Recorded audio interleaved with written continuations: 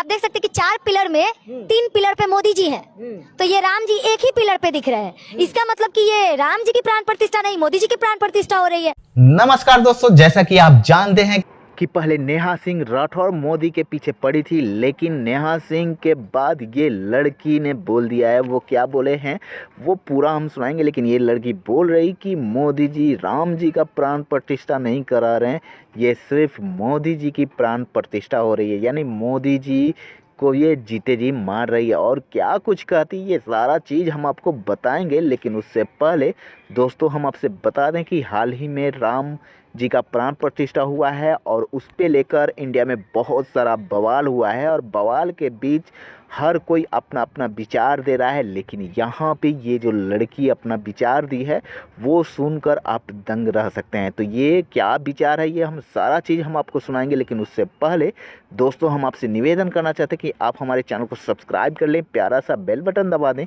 क्योंकि हम इसी तरह से इंटरेस्टिंग चीज़ दिखाते रहते हैं, चाहे वो नेहा सिंह का गाना हो या किसी और मुद्दों की बात हो। तो चलिए सुनाते हैं ये वीडियो का पूरा सच क्या है, कैसे है और क्या बोल दी इस लड़की मोदी के बारे में।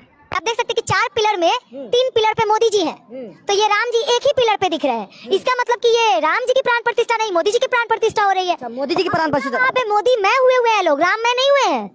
यहाँ पर राम लल्ला का प्रजा नहीं हो रहा है, यहाँ पर मोदी जी की पूजा हो रही है, प्रचार हो रही है। यानी कि कभी भी किसी भी प्रधानमंत्री का, किसी भी पार्टी का चुनावी मुद्दा ना तो आस्था होना चाहिए और ना ही शहीद होना चाहिए। लेकिन मोदी जी के जो मुद्दे रहे हैं शुरू से, या तो वो राम मंदिर रहे हैं, या तो हिंदू मुस्लिम रहे हैं, या शहीद रहे हैं। कैसे उन्होंने पुलवामा में शहीदों के नाम पर वोट मांगा, ये शायद किसी से छुपा हुआ नहीं है।